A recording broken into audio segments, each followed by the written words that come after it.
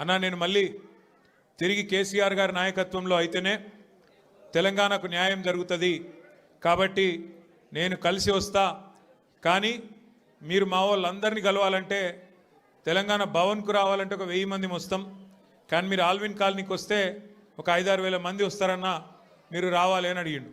నేను చెప్పిన ఎక్కువ మందిని కలుసుడే సంతోషం తమ్మి, నేనే వస్తా అని చెప్పిన. పాపం తమ్ముడు అక్కడనే ఒక ఫంక్షన్ హాల్ బుకింగ్ చేసిండు, అన్ని మొత్తం మిమ్మల్ని అందరినీ పిలిచిండు. పిలిస్తే ఇక మీ ఎమ్మెల్యే గారు కేసీఆర్ దయతోని మీ ఆశీర్వాదంతో మీరందరూ ఓట్లేస్తే కారు గుర్తు మీద గెలిచిన ఎమ్మెల్యే ఇవాళ మరి మన పార్టీలకు అనిల్ రెడ్డి వస్తానంటే ఆ ఫంక్షన్ హాల్కి ఫోన్ చేసి బెదిరించిండట. అట్లెట్లు ఇస్తావు, ఏం సంగతి నీకు, నీ సంగతి చూసుకుంటా, మా వెనక వీడున్నాడు వాడున్నాడు అని చెప్పి ఆయన చెప్పిండట. పాపం ఫంక్షన్ హాల్ ఆయన భయపడి ఆయన వెనకకు పోయిండు. దాంతో అనిల్ని ఇంకా చాలా ఇబ్బంది పెట్టిండ్రు, ఇంకా చాలా చాలా బెదిరించే ప్రయత్నం కూడా చేసినారు.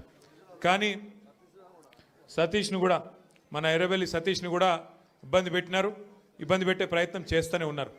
కానీ ఇవాళ మొక్కవోని ధైర్యంతో వేలాదిగా మా ఆడబిడ్డలను అన్నదమ్ములను తీసుకొని పార్టీలోకి విచ్చేస్తున్న మీకు మళ్ళొక్కసారి తిరిగి హృదయపూర్వకంగా స్వాగతం సుస్వాగతం తెలియజేస్తూ, ఒకటి మాత్రం పక్కా, 2 ఏళ్ళు అయిపోయింది ప్రభుత్వం వచ్చి, మీరు చూస్తున్నారు ఏం జరిగిందయ్యా.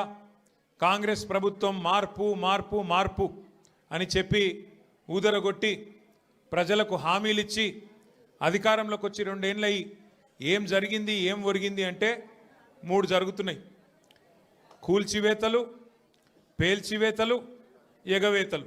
గంతే. ఈ ప్రభుత్వం ఏందా అంటే కట్టే కొట్టే తెచ్చే అని చెప్పినట్టు కూల్చివేతలు, పేల్చివేతలు, ఎగవేతలు. కూల్చివేతలు హైడ్రాన్ పెట్టి పేదోళ్ళ ఇల్లు కూలగొట్టుడు, మొత్తం ఆల్విన్ కాలనీకి వెళ్ళి మొదలు పెడితే అన్ని బస్తీలలో ఇల్లు కూలగొట్టుడు తప్ప ఒక్క హైదరాబాద్లో ఒక ఇటుక పెట్టింది లేదు, ఒక ఇల్లు కట్టింది లేదు. ఇందిరమ్మ పేరు చెప్పుకొని బతుకుడు తప్ప ఒక్కటంటే ఒక్కటి మంచి పని మాత్రం గరీబోళ్లకు చేసింది లేదు ఈ ప్రభుత్వం వచ్చినాక. రెండోది పేల్చివేతలు. ఈ లంగలే ఈ కాంగ్రెస్ వాళ్ళే ఆ కాళేశ్వరంలో ఉన్న మేడిగడ్డ బరాజుని వీళ్ళే వెలిచిండ్రు. తర్వాత ఇప్పుడు మన చెక్ డ్యాములు వెలుస్తున్నారు. ఒకటి కాదు 2-3 వెలిచిండ్రు ఇప్పటికే. కేసీఆర్ గారేమో కడితే ఈ దరిద్రులు వచ్చిన తర్వాత పేల్చి పారేస్తున్నారు చెక్ డ్యాములు. ఇక మా వెంకటేశ్వర రెడ్డి గారు ఇక్కడ ఉన్నాడు, ఆయన ఒక్క కాన్స్టిట్యున్సీలనే కేసీఆర్ గారు దేవరకద్ర, మహబూబ్నగర్ వెనుకబడ్డ నియోజకవర్గం అని చెప్పి పెద్ద ఎత్తున అక్కడ ఒకటే కాన్స్టిట్యున్సీలో దగ్గర దగ్గర 10-20 చెక్ డ్యాములు, 36 చెక్ డ్యాములు కట్టించిండు. వీళ్ళ ముఖాలకు కాంగ్రెస్ వాళ్ళు వచ్చినాక ఒక చెరువు కట్టింది లేదు, ఒక చెక్ డ్యామ్ కట్టింది లేదు, ఒక ఇటుక పెట్టింది లేదు. కానీ ఉన్న చెక్ డ్యామ్లను ఇవాళ బాంబులు పెట్టి పేల్చేస్తున్నారు. ఎందుకంటే కాంగ్రెస్ వాళ్ళకు ఇసుక తోడుకొని కష్టమవుతుందంట, ఇసుక తోడుకొని దొంగతనంగా అమ్ముకునేందుకు కష్టమవుతుందంట. నీళ్ళు ఆగితే ఇసుక తీయరాదు కదా, అందుకే నీళ్ళు ఆగకుండా చేసి చెక్ డ్యాములు పేల్చేసి ఇసుక తవ్వుకొని దొంగతనంగా అమ్ముకొని మరి ఢిల్లీకి కప్పం కట్టాలి కదా, ఆ పని చేస్తున్నారు. అందుకే మేము అంటున్నాం, ఎగవేతలు, కూల్చివేతలు, పేల్చివేతలు తప్ప ఈ 2 ఏళ్లలో సాధించిందేం లేదు. ఇక ఎగవేతల గురించి అయితే నేను చెప్పాల్సిన అవసరం లేదు, ఆయన పేరు మార్చుకోవాలా, యనుమల రేవంత్ రెడ్డి కాదు, ఎగవేతల రేవంత్ రెడ్డి. ఎందుకంటే మీరు చూడండి ఏమేమి మాటలు చెప్పిండు, పెద్ద పెద్ద డైలాగులు కొట్టిండు. కేసీఆర్ గారు ₹1,00,000 ఇస్తున్నాడు లగ్గం చేసుకుంటే, కళ్యాణ లక్ష్మి షాదీ ముబారక్ అని నేను తులం బంగారం ఇస్తా అన్నాడు. సోనియా గాంధీ మీద ఒట్టన్నాడు, అట్లా ఆడపిల్లలకు నెలకు 2,500 ఇస్తా అన్నాడు. ప్రియాంక గాంధీ మీద ఒట్టన్నాడు. మరి అయినాయా వాళ్ళకని వచ్చినాయా? 2,500 తులం బంగారం వచ్చిందా? ముసలోళ్ళని ముంచిండు. 2,000 పెన్షన్ను 4,000 చేస్తా అని మాట్లాడిండు, వచ్చినాయా?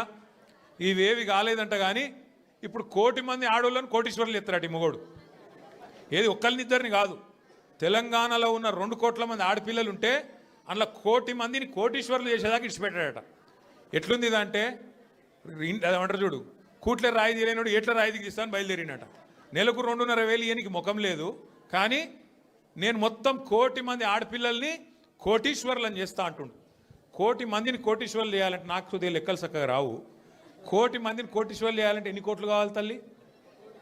1,00,000 కోట్లు కావాలి. మరి మన బడ్జెట్ ఎంత? 3,00,000 కోట్లు.